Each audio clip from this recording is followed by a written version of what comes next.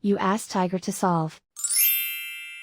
This deals with linear equations with one unknown. The final result is z equals 4. Let's solve it step by step. Simplify the expression. Expand the parentheses. Multiply the coefficients. Simplify the arithmetic. Group all constants on the right side of the equation. Add 12 to both sides.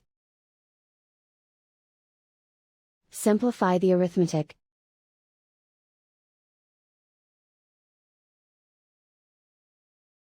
Isolate the z. Divide both sides by 14. Simplify the fraction. Find the greatest common factor of the numerator and denominator. Factor out and cancel the greatest common factor. And so the final result is z equals 4.